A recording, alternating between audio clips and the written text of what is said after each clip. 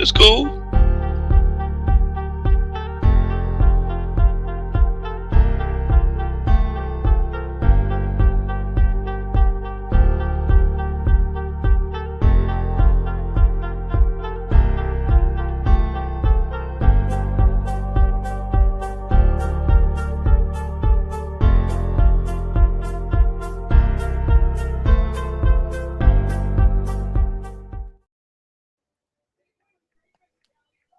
What's good?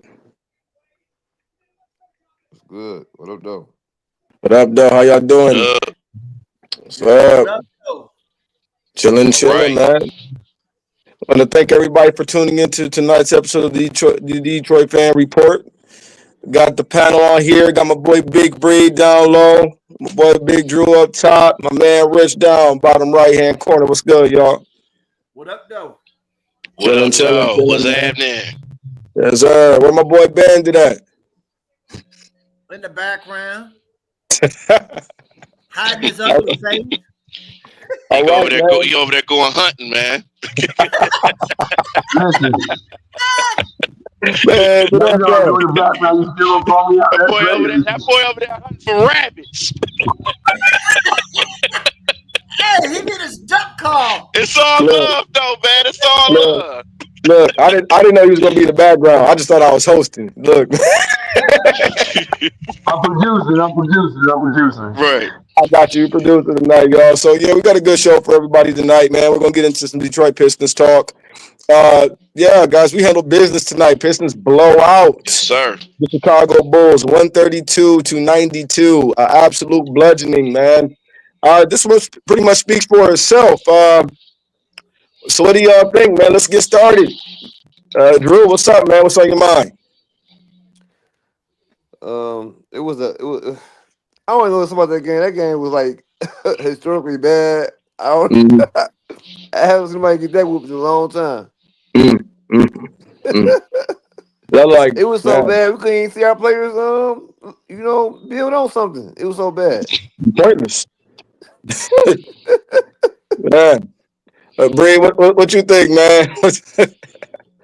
Well, the defense just was the whole game itself, man. The intensity and everybody was a key in defensively. They just played into the offense. It was to a point to where they had a 23-0 run. Yeah, 23-0. The Bulls didn't score. They didn't score in like 6.5 minutes. It was that bad. It's like they looked befuddled. It's almost to the point where they were scared to even go to the rim. And then when they did kill that run, was funny. When Vucevic scored, he raised his arms like, "Oh my God, thank you." Finally, We can't score a lick. But it just tells you how bad the Bulls is, man, because with all them trades, they gotta look. They don't have no go-to scorer now. It's that bad for them. With no Levine and no DeRozan, it's gonna get worse. Your score is gonna be what? Kobe White and Vucevic, and you don't even know how long they're gonna be there. And that's what the problem tonight was, Steve, or Bree, was the Kobe White couldn't hit the fucking ocean tonight. It's true. I mean, nobody could, man. No. That's why you bring it up. Patrick Williams can never hit anything. That's the whole. Come on, man. Man, look, I'm gonna tell you this. Hey, y'all, I'm gonna teach y'all. Alone, man. I'm gonna teach you. Hey, watch it. So to all our viewers, I'm gonna teach you how to save money on your car insurance right now. Change the name to Patrick Williams.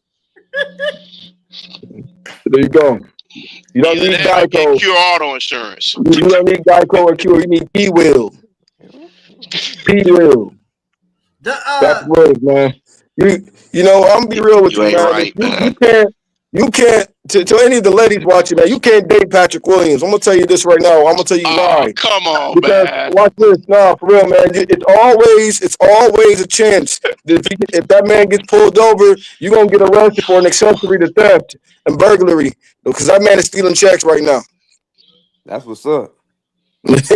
Telling you, man, you might get charged as an accessory to armed robbery, man. The way this brother's stealing from Chicago, 'cause that's got to be the worst contract in the NBA right now. And yes, worse than Brad Beal. Boy, that boy, and Yes, that boy worse than Brad stealing Beal. money like Jared Vanderbilt with the Lakers. Tell you, man. How about Jared Vanderbilt with almost 2 seasons without playing, man? Yeah. Yes. And I bet you if he goes somewhere else, he don't play good. It's because he was LeBron. They Exactly. He forced him to just be a now spot-up started shooter. coming back for them. That ain't his game. To sit in the corner. He's a hustle player. Right. Well, here's the thing, man. That I want to talk about, and like I said, guys, great win by the Pistons. Just give my little tidbit on that. Top to bottom, just a shellacking. And this right here, this game was reflective of. I really do think that JB is officially brought a culture into this team that is really reminiscing and is really echoing in the minds of all of the players. They've truly bought into what he's been coaching, his philosophies, and the man's personality as well. And you can tell that's the case because let's be real, the Hornets game the other day should have been another 40-point bludgeoning, just like this was tonight. Let their foot off the gas and let guys that barely belong themselves in the league make it a game. And they came in with the mentality, we're going to come in, step on the neck, and this team has no business being able to compete with us, and they took care of business, start to finish. The Bulls went on a little run. At the end of the day, they're still an NBA team. They're going to do that. That's going to happen. But to finish this game out by 40, strong, and your starters not playing a minute in the fourth quarter, that's how it's supposed to be. The impressive thing to me was, like you said, they kept their foot on the necks, but when they had, I think it was, 61-29 or something. Tobias 71. Harris took the start or the guys on the court and huddled them up to let them know, like, hey, let's not give up. Like, that's what veteran leadership is, man. Exactly. That's why you need them. You need them to perform, but you need them for that too, for the young guys, because they showed a stat tonight. We're second in the league right now. I believe it's behind Houston with the most points per game with guys under 23. Yep. So we're a very young team, but you need the Beasleys, you need and Schroeder. That is our Luka Doncic. Really? Understand what I'm saying though? Like, he feels a great need for that, the second unit. He's a good player. He's on a good contract. He's a team player. Him and Beasley have known each other since they were 15 and 16. Him and Cade can play together. Like, Cade can go in the post, and he can give it to Cade. Like, I know he's not Luka Doncic. I'm not drunk. But I thought you would. And I was waiting for him to circle back. But what I'm saying is, you ain't drunk. You just got a 2-drink minimum. It's okay. Yeah. But what I'm saying is, I thought you were drunk. I ain't gonna know you were. Like, what? I thought Kane was our Luka. To this team, like, we really need that. Yes. Especially Ivy being out, that other scoreboard, like, that was a good fit for us. I agree. So it brings us to our next topic. How much do we think that Schroeder's helping the team? So for what you've seen thus far, and then also not just these last 2 games, also from a perspective of how do you think this is going to turn out for us long term? We'll start with Breed. I've been buying for the Pistons to get Schroeder for the last couple years. There you and now that they've done it, I love the move. And plus, like I said, he's a veteran presence. He's won a championship. So he could teach guys like Cade or even Sasser, a young guard, like, yo, this is the defense and everything, but he can make this team better. And also, if JB can actually run a squad of Schroeder, Asar, and Ron Holland and Stu, and then you can have that defensive mentality, and they, it'll just mesh. That'll make the team even better and harder for teams to score. And this is a prime example of this tonight, man. But I think Dennis Schroeder can really help this team, and he could play like you were saying, he could play with Cade and add, take the pressure off of Cade and be a ball handler. And also, too, his defense, he can defend these quick guys, kind of like the Charlotte game when Seth Curry was going off. They had him on Seth Curry, and that slowed it down. That slowed the scoring down. They wasn't the same after that. And then when he scored that 3 against Charlotte, that, you know, when Charlotte brought it to the 2, he had that 3 to bring it to 5. That's what changed the whole game. So he's the type of guard, not only offensively but defensively, can change the game and will be better for Pistons. And I think this can be a long-term deal. It's just, you know, can you be able to keep him and Sasser too? That's the big question. But yeah, I think it's a great move for them. I've been buying for him to come over here, and like I said before, I'm just waiting on his bad wife to be sitting in the stands so I can see that. That's what I'm just saying. He's funny, man. Another thing too is the difference between Schroeder and Sasser is Cade can take longer blows now with Schroeder. But before, with Sasser around, like, I know you're young, whatever, I get that. But fucking our lead would start going against us, and we'd start losing and have to bring Cade in, you know. And with Schroeder, he can sit for 5 minutes. He can sit for 4 minutes. Like tonight, they did a whole swap. The starters for the bench. Stu played probably his best offensive game tonight. You know, he had 14 points. He was 2 of 2 from 3. Remember, he improved last year on his 3-point shooting, and this year he really didn't do it. Like, I want to see that. Like, I know what you bring from the defensive side, but it keeps the other team honest. You know, so Sasser had 14 tonight on perfect shooting, 4 from 3 and 5 from the field. Like, I think that's another thing Schroeder does too, is allow Sasser to not feel like that pressure. Yeah, he hasn't got a lot of time in this league. He hasn't got a lot of meaningful minutes. Now you can just kind of ease in. You don't have to be, you know, because it's a whole different way. Because he's really not a point guard either. He's a combo guard. You know. So, Drew, what do you think, man?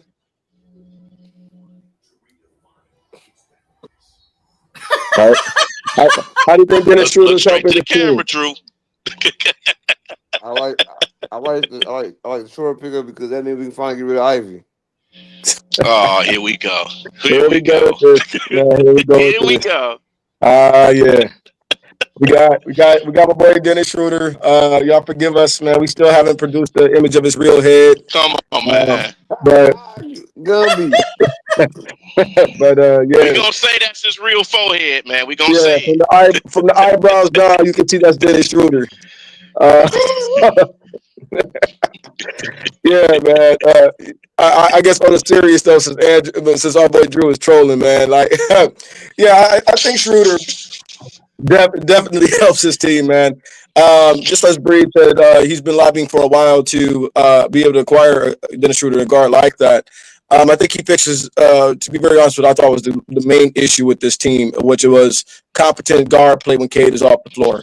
And to be very honest with you, I'll say this. I think a lack of competent guard play has cost us probably around 10 games this season. I think I look at Michigan's lack of guard depth in terms of competency handling the ball. The same way I look at, let's say, the Michigan football team's offense because they didn't have a quarterback. If they have an actual quarterback, they might be in the playoff this year.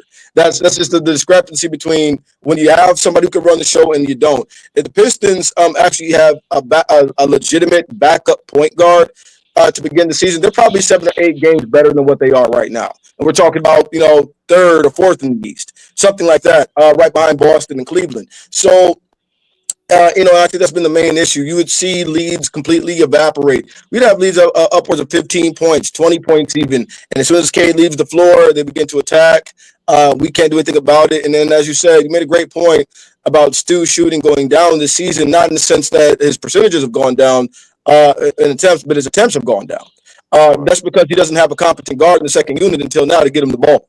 So there's no point in running pick and roll, pick and pop, anything of that sort, because Marcus Sasser can't do that.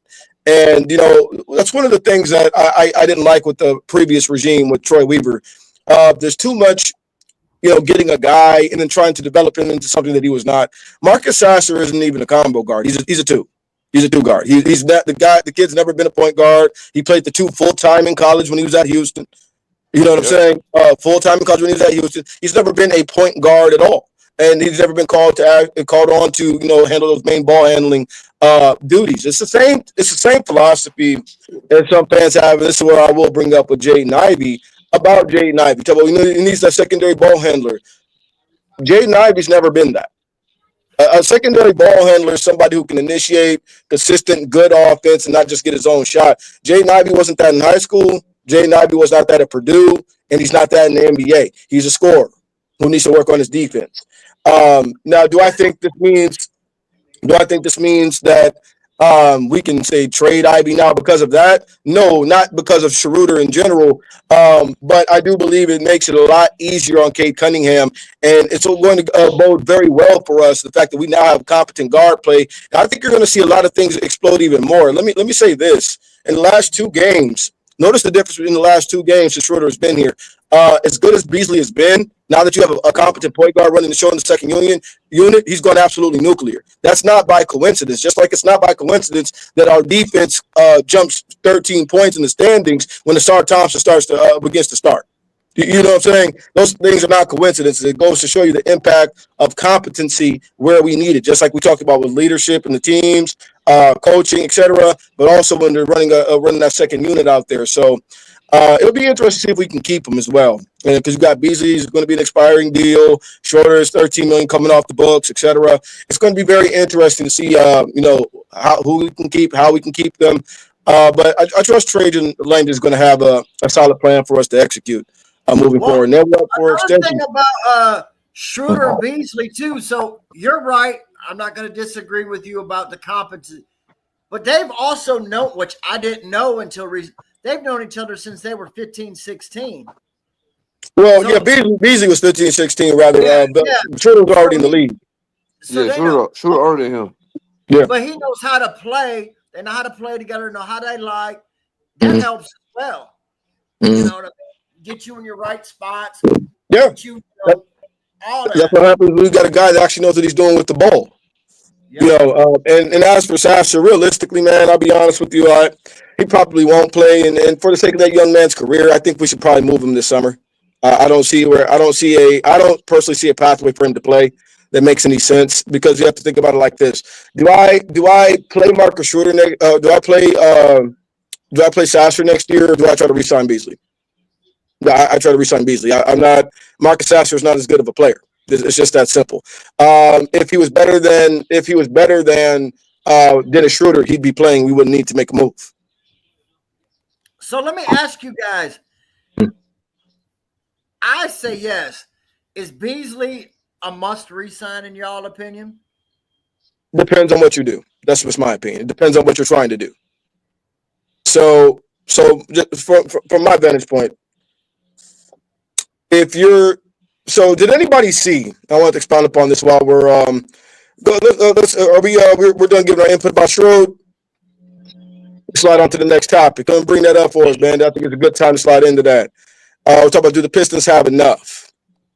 I want to start this one off, man, because did anybody actually go see the press conference with Trajan Langdon when he did the post deadline press conference? I seen tidbits. Okay. So now, I advise y'all, if you guys get some time, go back and watch that whole thing. And he made a very pointed comment that I think people might go over someone's head about what he was implying. And he's talking about, there were not many, because Jaden Ivey was hurt. This is literally what he said, pretty much verbatim. Because Jaden Ivey was hurt, it limited their opportunities to get much better. You get what I'm saying? And some will read that as, well, we're going to bring in pieces around this core, etc. The way I read into that comment is that he had a plan to move Jaden Ivey at the deadline, and probably still does. You don't say that because a guy is hurt well, that limits our moves if you plan on keeping him. And so what that tells me is J.I. was probably a guy and maybe still be a guy that he's looking at. And once he gets healthy, he wants to package him for a bigger prize. So one of the names that we've been talking about is Devin Booker, right? And so if we go and make a move after a guy like D Booker, it's going to take prospects like Jaden Ivey, maybe Ron Hollins, do something like that. It's going to take a mixture of those guys plus some other things to get a guy like that. So I would say that to a point of, do they have enough? It depends on what we describe as enough. We're talking about, do we have enough for a playoff push? I absolutely think we do. For a playoff push, we're talking about around 5th, 6th in the East. Do we have enough to make the playoffs outright and not have to go through the play-in? I think we do. With the addition of Schroeder, yes. In terms of, getting over that hump to the more elite teams in the East, we got a ways to go with that in terms of development and also getting more talent around Cade. But but if you guys get a chance, go check that interview out. Then I thought that was very interesting that he would make a statement like that if he did not at some point have any intention of dealing Jaden Ivey. That's if he's really part of your core, you're not worrying about that at all. And one of the key questions I think we have to focus on. We saw Asar Thompson tonight, right? We'll get to that at the end of the show. But look how Asar has been playing and look how he plays. Okay. If Asar pans out offensively, and by pan out means what? Reach your potential, right? If he pans out offensively, do you need Jaden Ivey? You don't have to answer that. I'm just saying it's just an open-ended question. If Asar pans out offensively, do you need Jaden Ivey? I.e., he turns into a guy that's a reliable scorer with this generational type defense that we're seeing. Do you need that redundancy that Jaden Ivey brings, especially when he can't guard? Mm-hmm. Just saying. Just a open-ended question. That's tricky. That's a tricky one because I would say that's a yes and a no to the point to where you would do that in an instant, but then with somebody like Asar who spends a lot of energy offensively and defensively, that could tire him out in certain games. So that's something you might have to watch out for. Now, being Ivy, he's fast and stuff, but he's still a work in progress, even as how long he's been in the NBA. But I would take Asar. It's just I would just worry about how tired he would be using up so much energy and offensively and defensively. Even though I love his defensive intensity, but I think that's something to think about though. And the same with Ron Holland, too. We've seen this before, though, right, Breed? We have. Ron Artest. Yeah. Well, here's my thing with that. I think we only worry about guys getting tired when they're overworked. And in this capacity, Asar won't be overworked because now, especially if they get a guard next to Cade who can also defend, he's not going to be overworked because everybody in the starting lineup can keep their weight now. You get what I'm saying? K can really defend, depending on who you have. And look, THJ is not a great defender, but he's better than Jaden Ivey on ball in terms of defense. Asar, everybody can at least keep their weight in the starting lineup. So that's what my thing with that. I don't necessarily think I'm worried about him tiring out because he's not going to be overworked. You know what I'm saying? Those kinds of things. Because as I said, offensively, he's always going to benefit from Cade Cunningham being on the floor. So he's never going to be in a situation to where he's going to have to work so hard to score. And that's the beauty of what we talk about with space, gravity. Cade needs somebody. What we're seeing is, right, with the SARS athleticism, it's the same thing we see with his brother. Because I know my boy Drew up top loves Amen Thompson. But the same thing we see with his brother, and he should because he's a hell of a player. But the same thing we're seeing with Amen, what we've been talking about on our lives, man, Asar starts to get back in game shape because we can't forget the SARS probably I'd say as good as he's starting to look. The SARS maybe 75%, maybe 80% in terms of stamina. As he starts to get back in game shape, you're going to see the same impact on the game because of the athleticism and the IQ. And now we are, and so now Asar is starting to slowly turn into a guy that he's actually creating gravity for himself. You get what I'm saying? And creating gravity for the players. One of the biggest things that at least I've been campaigning for, Cade needs a guy that demands offensive respect. Not just scores off of what gravity he creates, i.e. the attention he draws, and he finds somebody on the cut, the kick out, things like that, or he attacks, or somebody attacks the paint off of Cade getting doubled. No, if you can tell you have a true partner on that perimeter by how much your guy gets double and triple teamed. No, and you can tell by the way teams defend Cade Cunningham that they don't care about his teammates. This has been my number one gripe with Pistons fans that refuse to accept the reality that there's no other star on this team except for Cade Cunningham right now. Period. J.I., Asar, we see the potential. All those guys are prospects. Some high end, some lower end, depending on your opinion of them. Whatever. All Ron Holland, I think Ron Holland might have some Kawhi in him. But he's a prospect nonetheless. Period. Duran, prospect. All those guys are prospects. None of those guys create or demand offensive respect for themselves right now. None. Right. None. And if that was the case, Cade would not be the most double and triple team player in the NBA right now. It's clear and obvious. They don't care about his teammates. Y'all will just double and triple team Cade so that he doesn't bust our behind. And if we get beat by those dudes, then so be it. So that's how you know there's no having a career year. Yes. All them threes. Yes. Because they're fucking double and triple teaming Cade, and he's unlike last year. We're making him pay this year. Yeah. Because Beasley, he's gonna blow the fucking the record. He just beat it tonight. We still got 40 more games to go, 30 more games, something like that. Something like that. He'll probably get close to 300 threes. I agree. Drew, what's up, man? What you think, man? Do we have enough right now for a playoff push? And what do you think about the overall makeup of the team right now? Yeah, I think so. Yeah, I'm bringing back Beasley for sure. Okay. Can't never have too many 3-point shooters come off the bench. I agree. So my thing with that is like we talked about earlier, right? I say we bring back Beasley if we don't get a star. Because the star has to get paid. The star demands money. So let's say if you get somebody already is probably on a max deal, you got to be careful with the bread. Because you got to fill out the rest of the team. So I think that's when we'd have to look into the draft for some of the more high-end, better shooters in the draft to replace Beasley. You get what I'm saying? So like I said, if we were able to trade for a D-Book or something. Okay, D-Book will be making $51 million next year. Cade's extension kicks in. I think he gets 35 or 42, one of the two. I think it's 42. So you have two guys making that, and that's going to be two gentlemen on your team, and you don't want to be in a position to where you're in that second apron. And right now, that's why the Pistons have so much flexibility. And even on draft night, guys, we're going to still see what do we say the window was from the trade deadline all the way up to draft night is when we said that window was being able to take advantage of teams who have made nothing but financial blunders.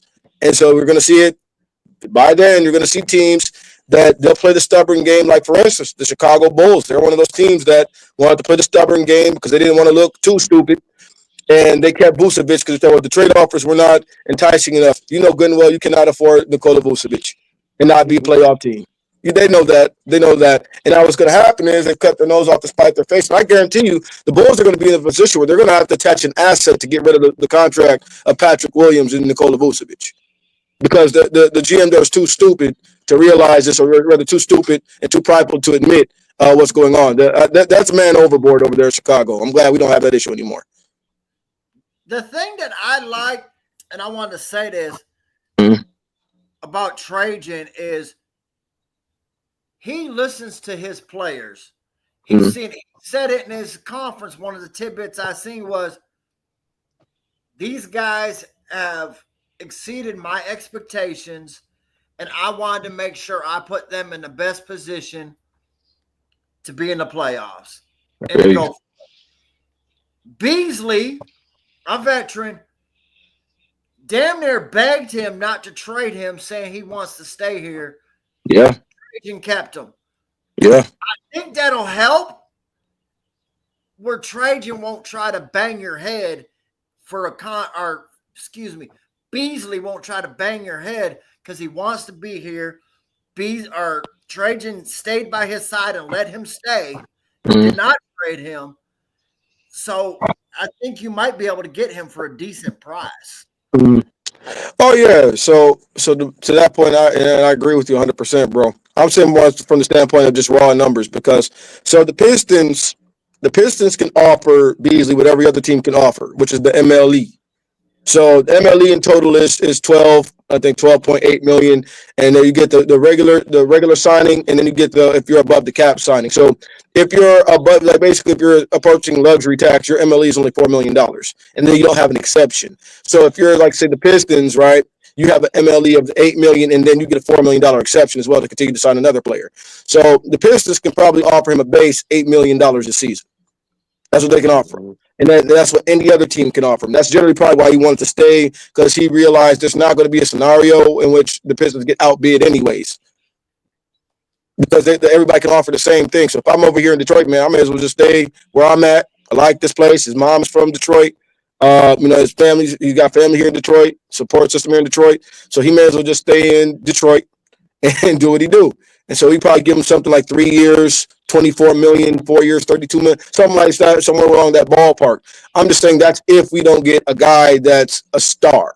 Because if you got to get a D book, that's when you got to start kind of maybe looking to the draft a little bit to fill out some of those roster spots, because then you don't want to be capped out. Because that's what we talk about the second apron. The second apron is going to make second round picks relevant. That's why trading has been getting so many of them. I'm at the point like how we are with the Lions of let Brad cook.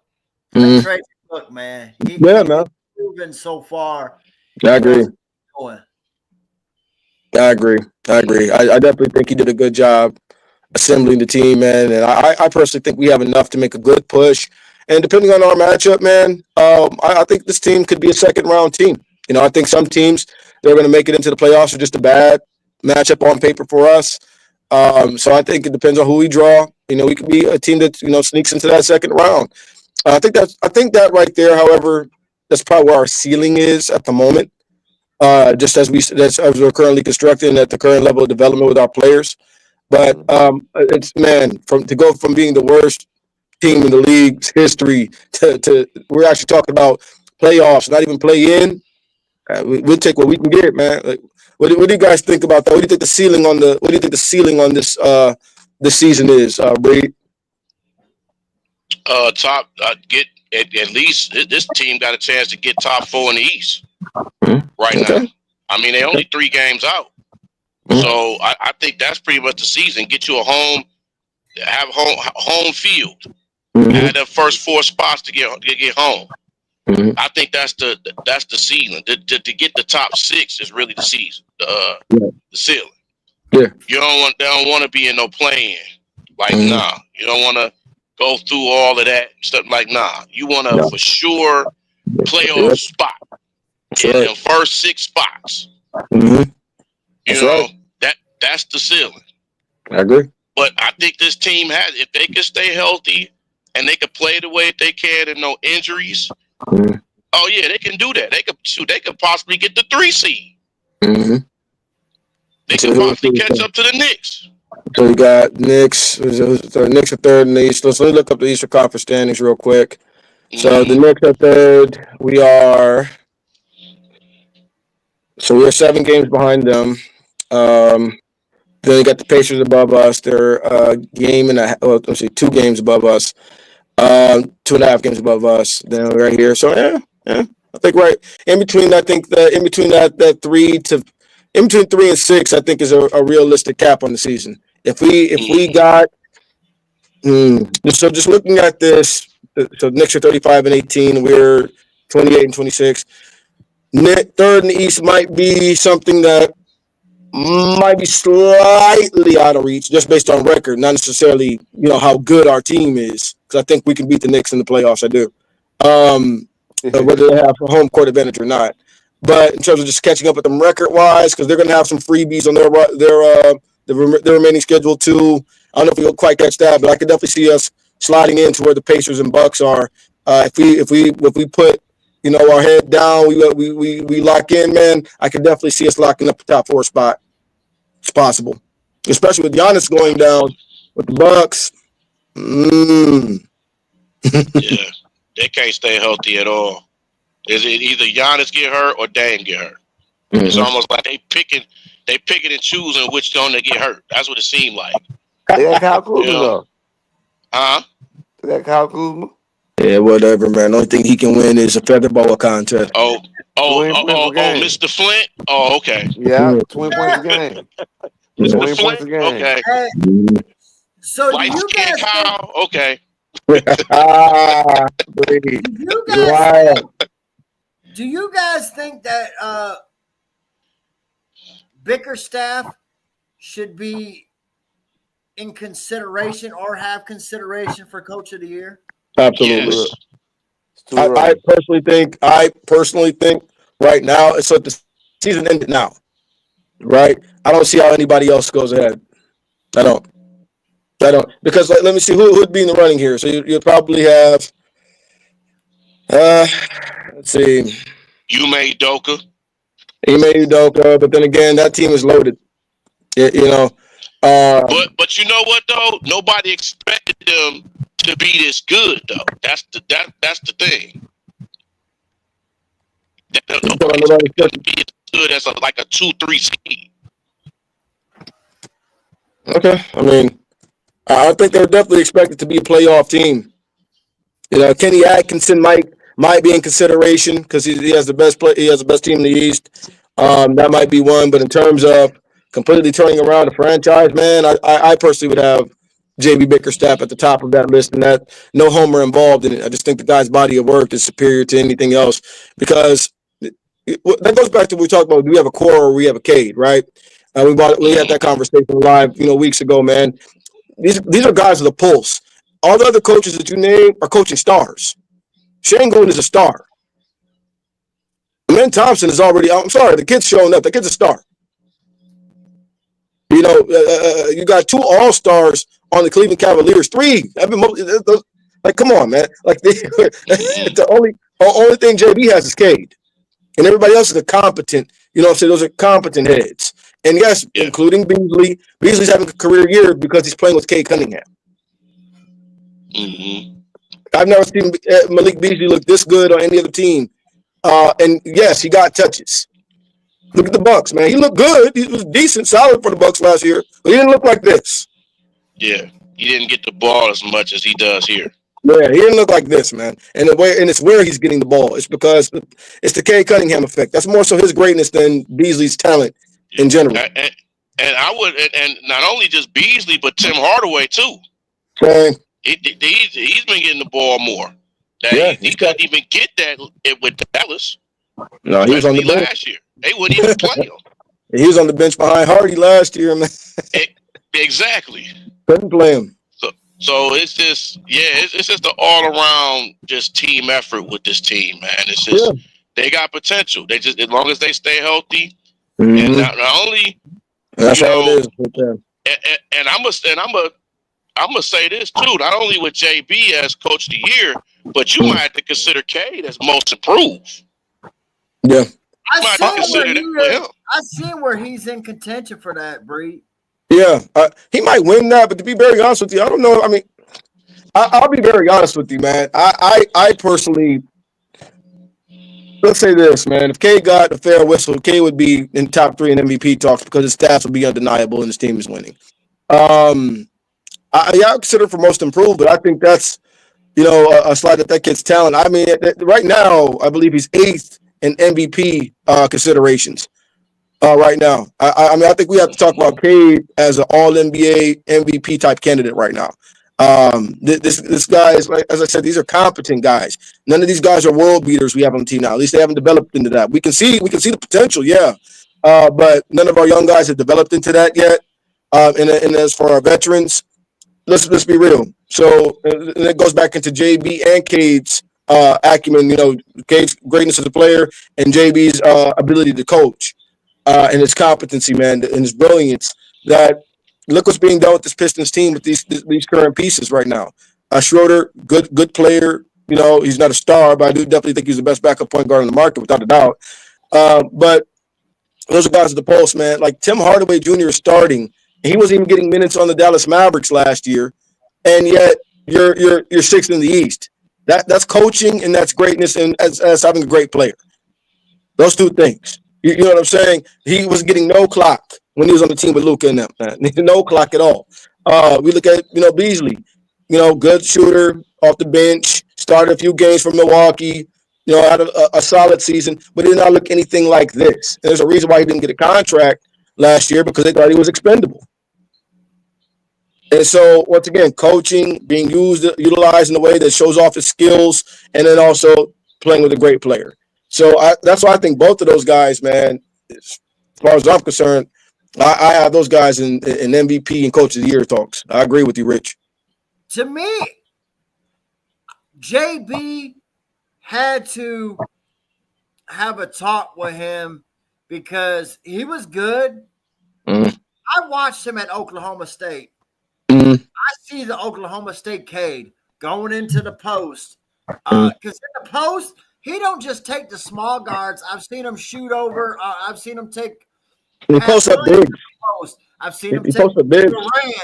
Like, he don't care. That fadeaway, that hook shot, like him, that killer instinct at the end of the games. That was my complaint with him in the years past is, bro, it's the fourth quarter.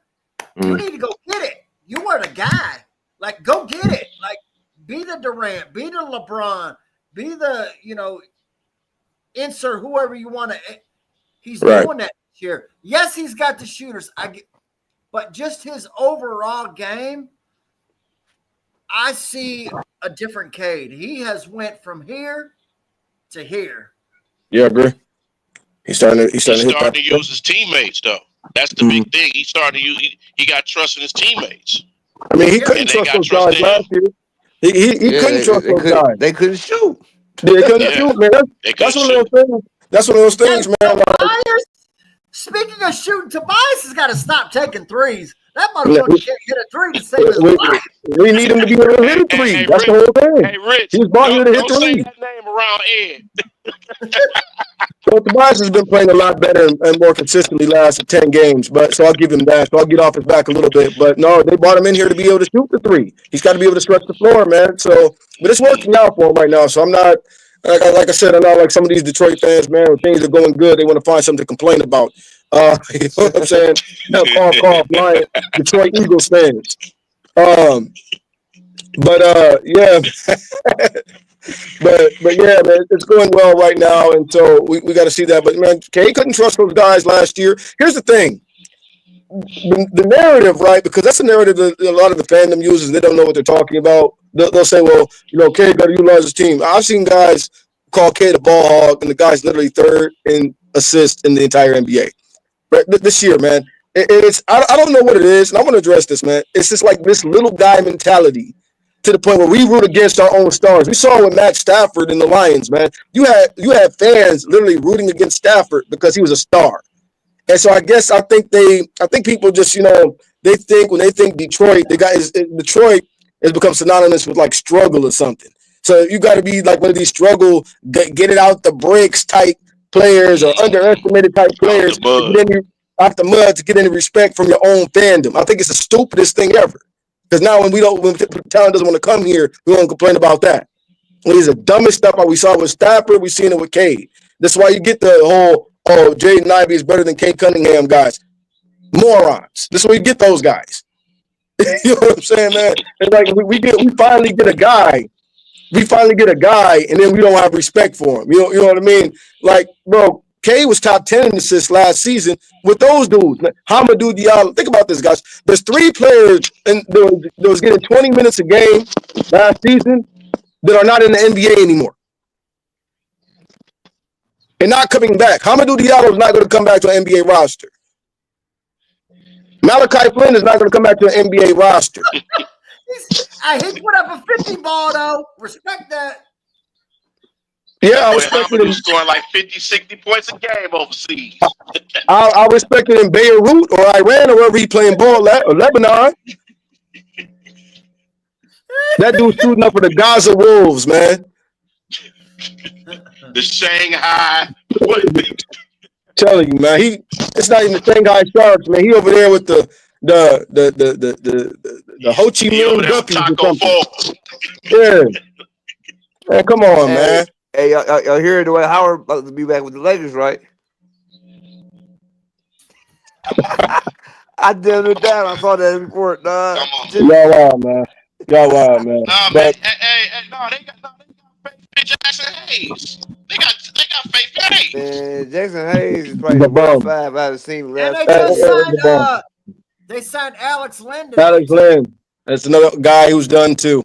That team's garbage. It's a solid, Alex second move, Lynn, but Alex Lynn was a bust 5 years ago.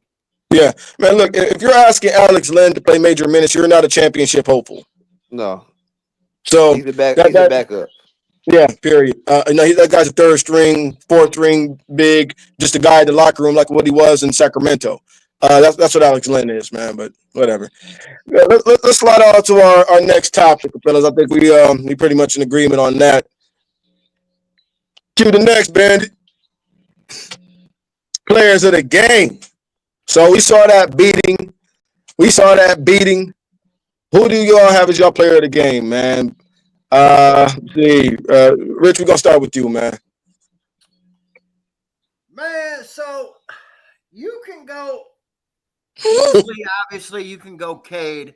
I mean, that would be, that's a layup. Right. But I'm gonna go beef stew. Okay. And I'm gonna go one. You get one. Oh, it says players of the game. Players. Players of the game means there's 4 people on the panel. Right. I'll go beef stew. I got you. Drew, what you think, man? Who you got player of the game? Asar Thompson. I agree, actually. Bree, who you got? Asar. I think it's Asar. I think it's Asar, man. If it's not Asar, man. If it ain't Asar, go with Beasley. Not even just the offense, it's defense. Yes. If you don't say Asar, I would say Beasley. Yeah. I gotta go. I'm going Asar. I'm gonna tell you why. The point we just made a minute ago, man. Now is the time for some of these guys down the stretch to showcase their skills and show that they got that in them to be a core piece. And Asar has been balling, man. Asar is getting back into shape. We're starting to see his impact on the game. We're starting to see what he can do. And I personally think Asar is the guy that really needs to develop with Cade going forward as that perimeter partner. You get what I'm saying? That's my personal opinion. People can take that as, however they want to take that. But I personally think Asar is the guy that develops with Cade being that perimeter partner. And that's why I make that statement that, if Asar pans out offensively, right, what is the point of having J.I.? You get what I'm saying? That's just kind of that thing, because you already got a guy that can penetrate. He's a guaranteed paint touch. He's a better passer. He's better with the ball in his hand as well. He's just not the greatest shooter, but both of the Thompson twins have shown that they don't need to be able to shoot to drastically create gravity and impact the game. You know what I'm saying? So I think Asar showed out, man. Did whatever he wanted to do. The defense was impeccable, man. I think it's Asar, man. What's up? Yeah, I agree with that, man. It's just defensive intensity and everything, man. It just wore off with the whole team. The whole team did. So you just look at that. This is just a sample size of how great this team can be throughout the rest of the season, for the second half of the season. Now, when this team get to an all-star break and have rest, you're gonna be seeing rested guys, and whoever has injuries, they're gonna be coming back. Yeah. Now, I just think how this team is gonna be with fully healthy, or when Ivy comes back. Who knows how this team is gonna be when Ivy comes back? Play him. So it's big days, but Asar, Ron Holland, man. The scary thing is they just gonna get better and better. That's gonna be scary. It is. Rich, you got anything else, man? On the I agree. I was just trying to be different because it was pretty much a bench game. I was just trying to be different. But No, I like the Beef Stew shout though, man. I think Beef Stew came out and got back to some of the things that we know he can do, shooting that 3-ball. He was abusing those guys down low, man. It's like Chicago didn't even want to play tonight. He's bodying up Vucevic, man. I don't know why they put Zach Collins in the game. You know what I'm saying? It's bad, man. It's bad over there. I feel so sorry for those guys, and because we know how that feels having a complete nitwit running the show, man. We know how that feels, man. I was gonna say we've been on the other end of these blowouts. Yes. And guys that don't even belong in the NBA, man. Stuff like that. That's just crazy work, man. That's just crazy work. But yeah, I had a sorry, Rich. He had Beef Stew, man. I think that's a good shout, actually, man. Breed, you and Drew are in agreement, man. Next topic, Bandit, man. What's up? Pistons play the Bulls again tomorrow night. Do we have predictions for that game? Let's start with Breed. What up, though, man? What you think, bro? What the hell? Man, what's going on with you, man? Y'all see this comment? I wouldn't even just show up to the game, man. I mean, they get pounded and beat it like that, man. Why even show up? I mean, how do you gear up for embarrassment like that at home? Right. Interman Coolsville. You see the comment? Yeah, Mr. Troll. What is that? Who's that? I can't see. They said, y'all think the Pistons will be able to get more offensive rebounds if they start kissing each other on the sidelines, man? God bless you, brother. I don't know what's wrong with you that you have time to make that kind of comment, especially to a panel of other men. But if that's how you roll, right, it's America, dog. If that's what you like, man, go find you a man to kiss at home. But yeah, what you're saying, Brick? Coolsville. What the?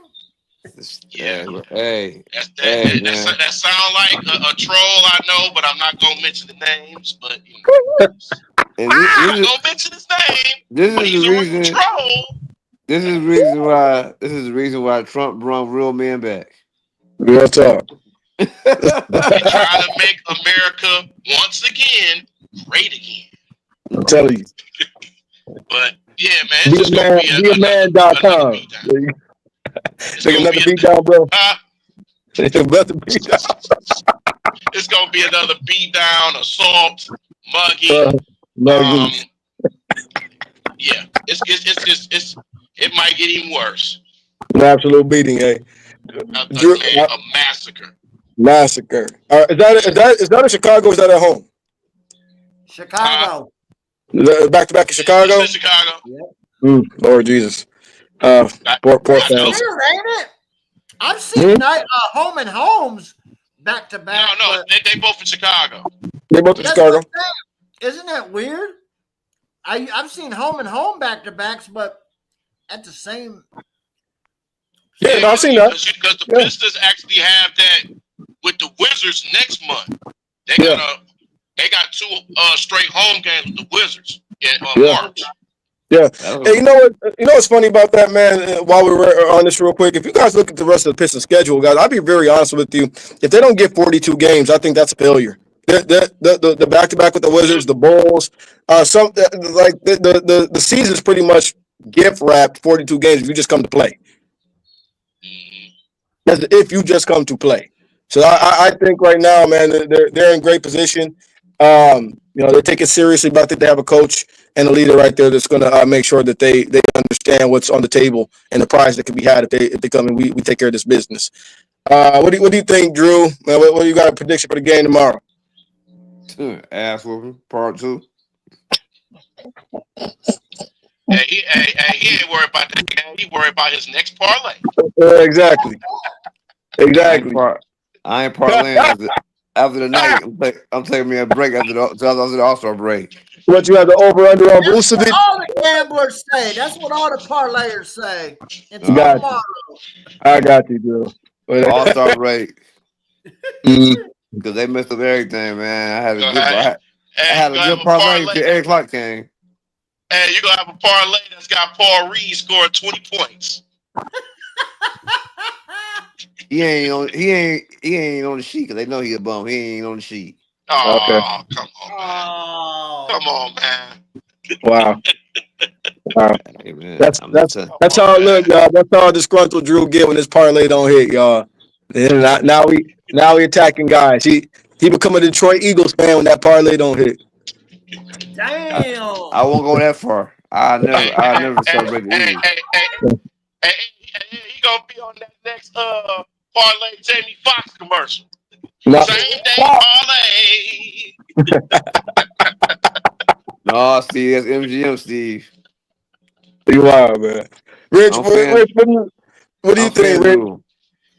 What do you think, Rich? How you think it's gonna be tomorrow, man?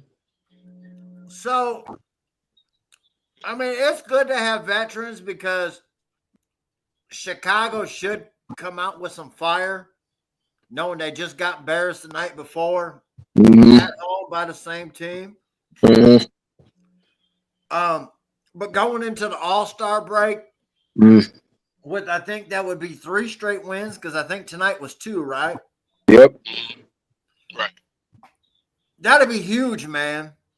So No, I think this was our third win in a row tonight. What's that? I believe this was our third win in a row tonight. Am I mistaken, fellas? That's 3. 3. I believe so. Let me see. Charlotte. Tonight. No, they've won 3 in a row, so that'd be 4 in a row. Yep. I'm looking at it right now. Yep.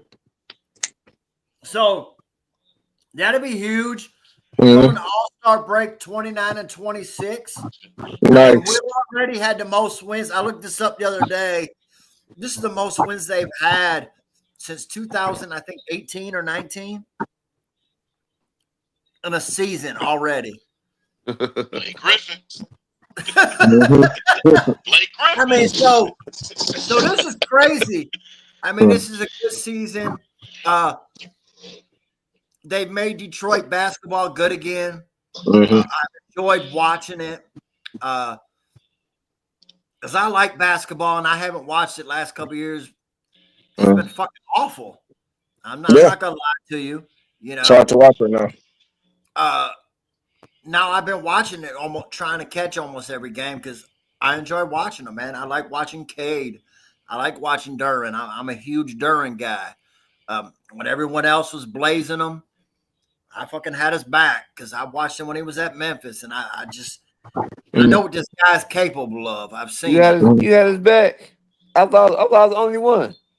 No. I was with him. We was all with him, man. Everybody at the 313 XP, we was all with Cade, man. We saw how he was getting treated by the fans.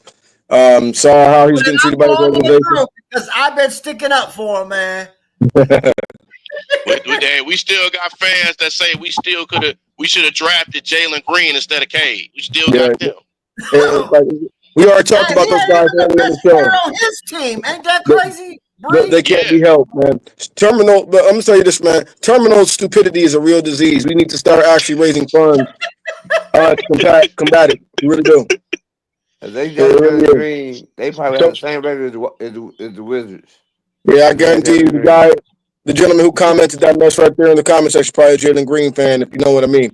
But he's more of he's something else, but we're not gonna get into that. Jalen Green and Christopher. Let me ask y'all this, man. With all these trades that's been going on, with Luka and all them and stuff, do y'all think that's gonna help the ratings of the NBA get better, or you think it's gonna be worse? Worse. Did you see that game last night? Did you watch that game last night? I did. That was horrible. Luka looked bad. They played Utah. Exactly. And Luka looked so out of shape. So let me say this to that, man, if I may, fellas. I think this is what's going to go on with that. It's just going to be interesting to see how this plays out. I don't think Luka to the Lakers is permanent. So since we're going to take place on this real quick, I don't think Luka to the Lakers is permanent, so to speak. I think it can be, but I don't think that's set in stone that this is going to be the franchise building block. Because we talked about in our other live about the Adelson family about the connection to gambling, what they're trying to do, why they bought the Dallas Mavericks in the first place, and all those things and whatnot. But there is still the aspect of basketball and dollars and cents. And so let me fill it in because you guys know how I deal with the cap and things like that mess and all that. So the new Supermax deal under the CBA is generally, especially if you've been with your team, is going to be around 300.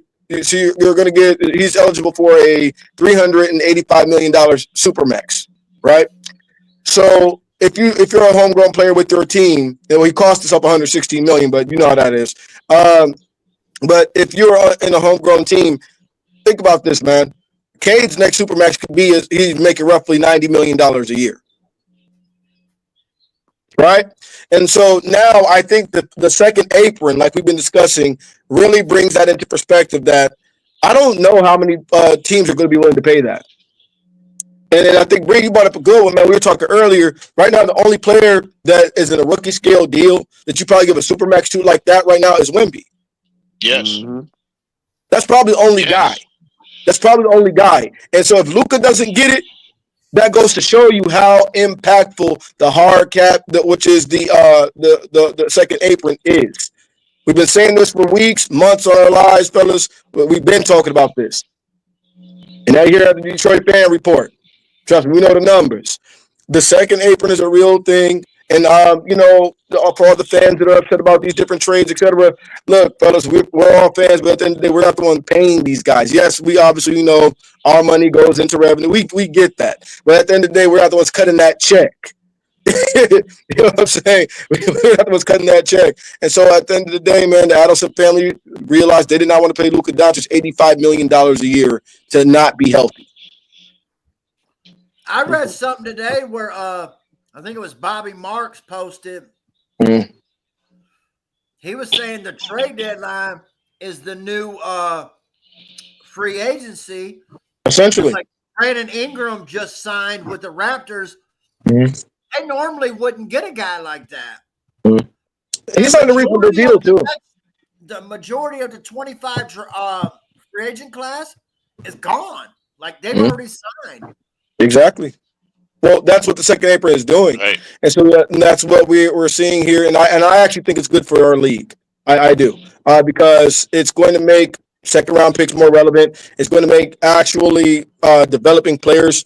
It's a must now. You can't just go out and just spend money and break the bank on a guy. You can go out and get a few guys, but they're going to demand that you develop players correctly.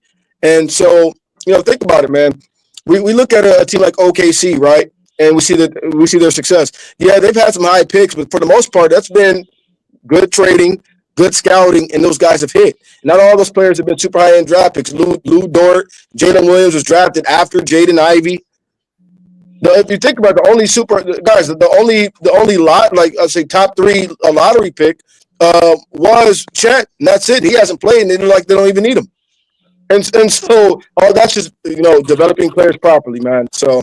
Hey, Jalen Williams was after Ivy. Dang. Yeah, I think Jalen Williams got drafted 12th, if I'm not mistaken. And what's amazing about OKC is of course, they draft capital, but a lot of time this season they haven't played with Chet or Isaiah Hartenstein, and still has been the best team in the league. So just when they really get those guys coming back and healthy, that's gonna make them even more dangerous. I think the key to that team too is Alex Caruso. Yeah. He's been a very key piece to them defensively. Yeah. So. Oh, go ahead, Breed. I'm good. I'm good. So I'll be playing 2K, man. I was playing my homeboy tonight. And I was playing the Spurs. Bro, that team's a good fucking team. Yeah, very nice team. Hey, I should have betted Steven Castle for Rookie of the Year. I called that shit before the draft came. I should have betted that.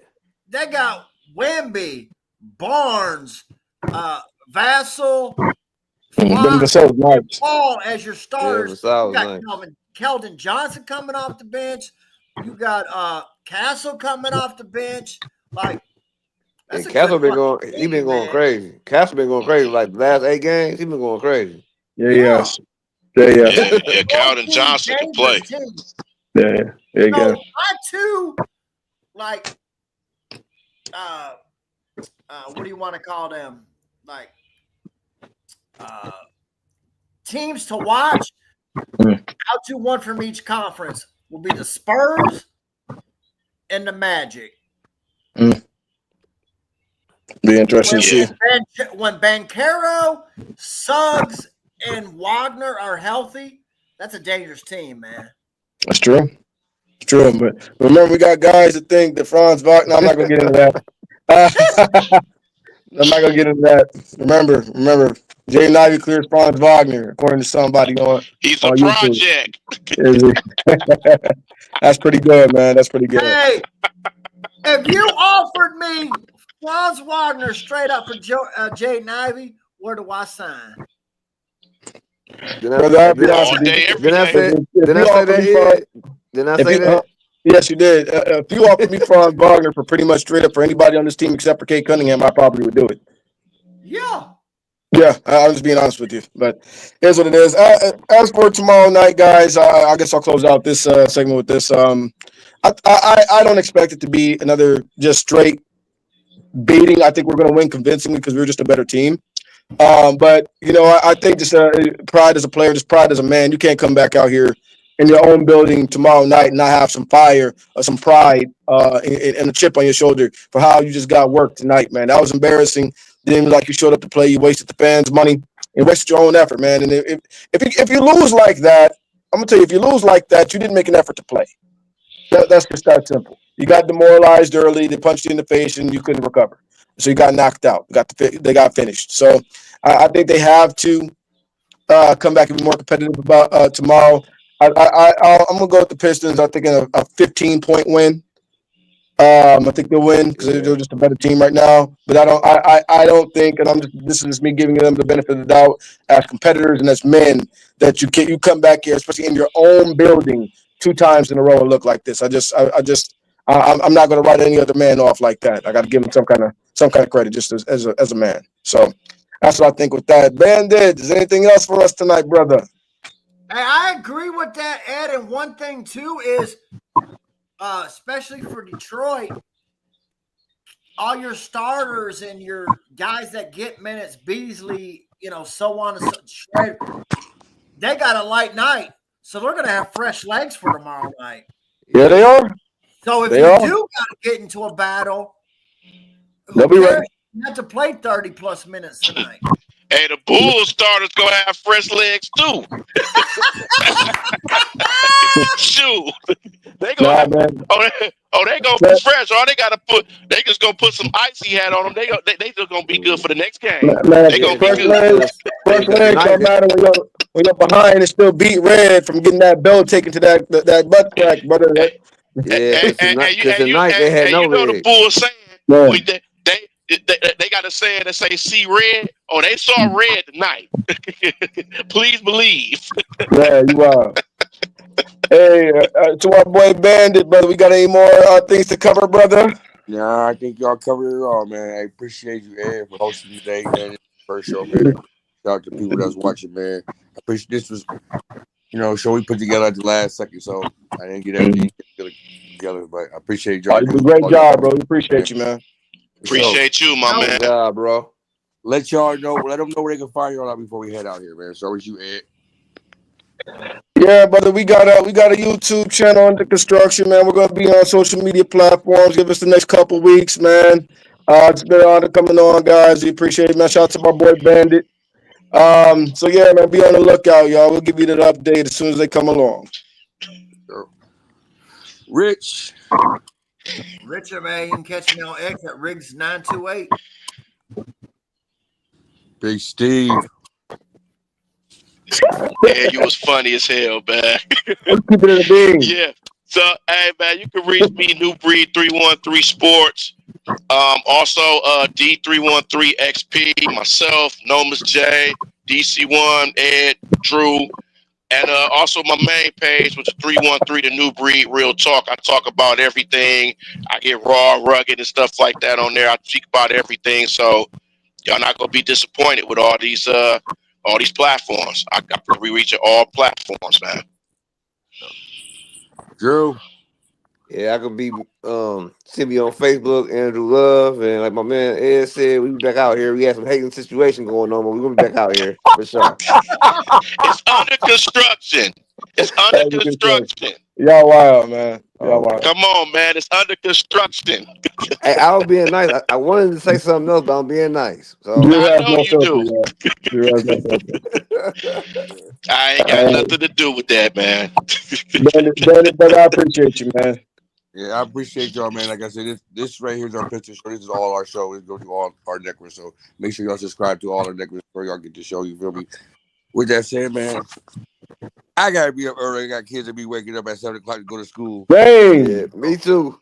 Me and Dad I gotta go to a G. I gotta go to a G League game in the morning. So Oh, that ain't nothing. Motor Man. City You ain't Cruise. doing that. That's fun. That's fun. I gotta go work in the morning. And Hey, that's fun, listen. man. Hey, Hey, listen, you ain't say nothing about me having no fun or not fun. Or that. Yeah, Ain't got nothing to do with that, brother. I want to end with this, Breed, man. What Clement look like Clement having a rough time, man. Listen, man, look, he a rookie. He's still learning things. So, He's 29 years old. if he stop hanging out with them people like J-Mo, he'll be all right. So, You are, Oh, listen, you ain't seen the people Bobby Clippard be hanging with, bro. It's like J-Mo. I'm telling you. You go to the G Like League that. games Hey, man. afterwards, Hey, you'll man. see what I'm talking about. My question is this, man. Before we sign out, y'all. East side protection, baby. East side protection. Here's Hey, the problem man, I have. I ain't Here's got the problem I nothing have to do with with that. that. Brother, you find the wrong crowd in America to hang out with, and dog, you from Switzerland.